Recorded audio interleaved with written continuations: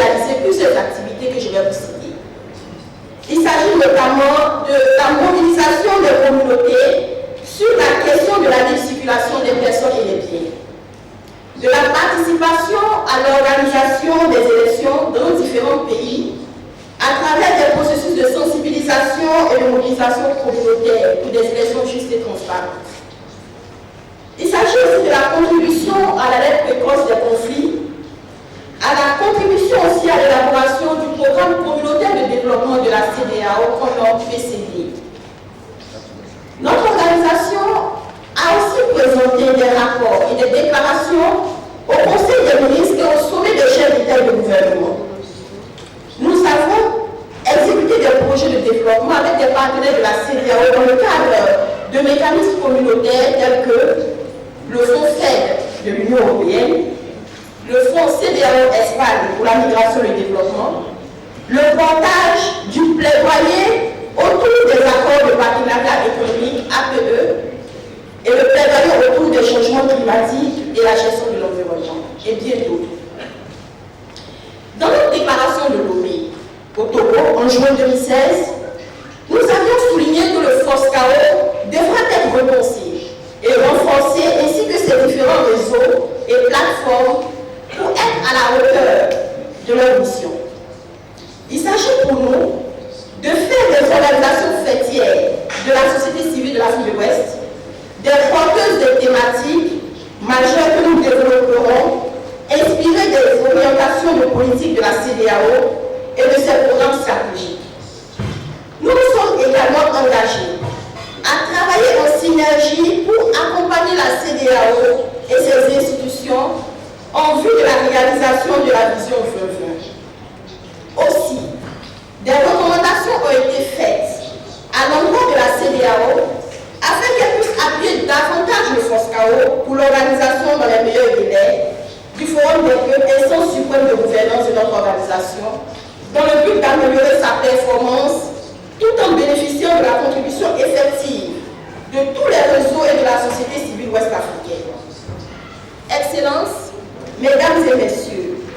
suite à la démission de l'ancien président, M. Djibril Ibrahima Accra au Ghana, j'ai pu assumer les fonctions de président du comité exécutif et un secrétaire général par intérim a été nommé par le comité exécutif, dont le rôle, sous la houlette du comité exécutif, est d'assurer la gestion des affaires courantes en vue de préparer un forum des peuples pour asseoir un nouveau leadership. Malheureusement, par manque de moyens et d'opportunités d'échange avec la CEDEAO, l'intérim a été ponctué au départ de beaucoup de difficultés logistiques, institutionnelles et financières. L'organisation de cette rencontre de ce jour devrait nous unir davantage et non nous éloigner les uns des autres, voire nous diviser. En effet, les échanges relatifs à la situation du FOSCAO qui ont eu lieu sur les réseaux sociaux entre les membres de notre plateforme ces dernières semaines ont été certes animés, mais reflètent la vivacité et l'engouement de tous pour avoir une société civile forte, dynamique et respectueuse des principes de bonne gouvernance en Afrique de l'Ouest. Le comité exécutif que je dirige assume donc toute son ancienne responsabilité devant cette crise et est convaincu que l'organisation d'un forum des peuples est très important et va bien même au-delà d'une élection. Il nous donne, ce forum, l'opportunité en effet d'apprécier les défis auxquels sont confrontées nos institutions en général, mais le FOSCAO en particulier, en vue d'apporter des réponses. Lors de sa réunion préparatoire du forum, qui s'est tenue hier, le comité exécutif, à travers ses membres présents, a réaffirmé qu'il faut, d'une part, redynamiser le FOSCAO et d'autre part, créer les conditions d'une appropriation collective de notre institution par les organisations à la base. Il a par ailleurs passé en revue les questions pertinentes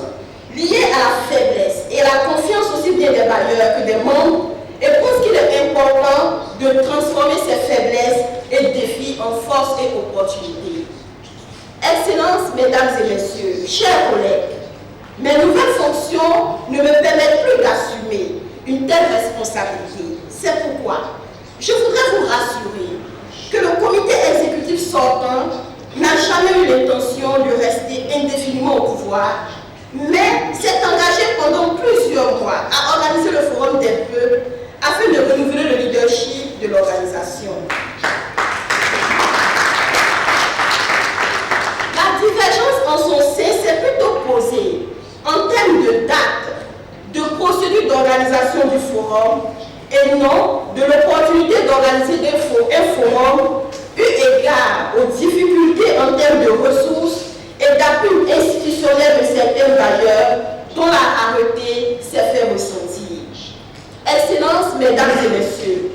le FOSCAO a été créé grâce à l'effort du secrétariat exécutif de la CEDEAO d'alors, aujourd'hui commission de la CEDEAO. Et l'un des défis qui se présente à nous est de renforcer les relations entre la CEDEAO et notre institution. Le bilan du comité sortant est marqué aussi par l'audience et l'engagement de l'actuel président de la commission de la CEDEAO, son Excellence M. Marcel Ali de Souza, la préparation pour signature d'un mémorandum d'entente entre la CEDEAO et le FOSCAO, afin que le FOSCAO soit inscrit dans les lignes budgétaires de la CEDEAO,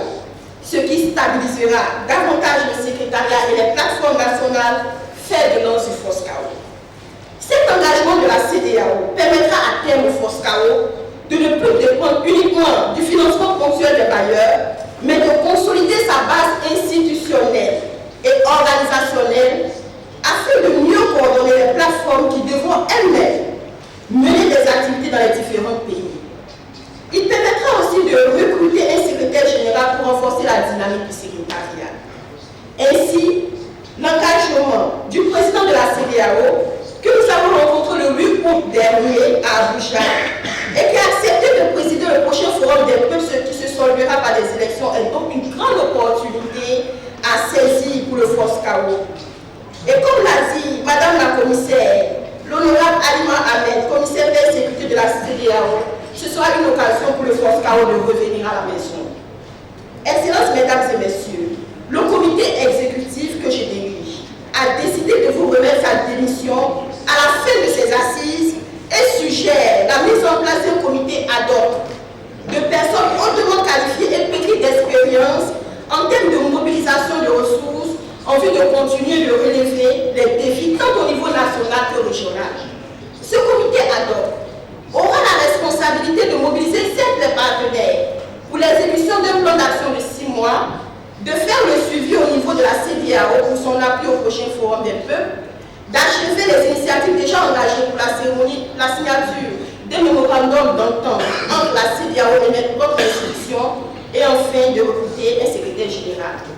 Enfin, si tous ces aspects ne sont pas résolus, en effet plutôt, si tous ces aspects ne sont pas résolus, notre comité exécutif, qui serait le nouveau comité exécutif, qui serait mis en place, ne pourra pas faire face aux problèmes actuels et relever les défis. Aussi, la nouvelle équipe qui sera choisie au prochain forum devra veiller à approfondir les relations avec la CEDEAO, renforcer la confiance de certains partenaires qui financent l'institution et travailler davantage à renforcer les activités au niveau des plateformes nationales en prenant en compte le plan stratégique 2016-2020 et la vision 2020 de la CEDEAO, de même que les programmes stratégiques et opérationnels de certains départements spécifiques. C'est donc dans cet objectif que l'agenda proposé initialement a été révisé. Néanmoins, nous aurons l'occasion, après la cérémonie d'ouverture, de discuter des questions majeures évoquées. Excellences, Mesdames et Messieurs, je voudrais saisir cette occasion pour remercier du fond du cœur toutes les plateformes nationales et leurs membres, le secrétariat général, les membres du comité exécutif, nos partenaires, et plus particulièrement la Fondation Ford, OSIWA, GIZ, WASI, Commonwealth Foundation et surtout la communauté économique des États de l'Afrique de l'Ouest, la CEDEAO, pour son engagement, pour votre soutien pour la cause du FOSCAO et par extension la cause des citoyens des peuples de l'Afrique de l'Ouest. Je n'oublierai pas la plateforme FOSCAO Foscao de Côte d'Ivoire, dans laquelle j'ai fait mes premiers pas, ni celle de la Guinée-Conakry pour son amitié et son soutien. C'est vrai que je quitte la présidence du Foscao compte tenu des impératifs d'ordre professionnel, mais mon engagement pour soutenir notre organisation demeure intact. Ensemble, nous disposerons d'un grand potentiel que nous devons valoriser pour l'amélioration des conditions de vie de nos populations. Pour ma part, compte tenu des impératifs professionnels de certaines contraintes logistiques liées à mon déplacement, je dois être à mon poste à Bamako dès demain et de ce fait, je ne pourrai pas assister au déroulement de l'ensemble des travaux. À tous, à toutes, ici présents ou représentés, je réitère ma reconnaissance et je souhaite plein travaux, plein succès à nos travaux. Ensemble pour un Foscao nouveau et dynamique au service des citoyens et des citoyennes de la CEDEAO. Je vous remercie.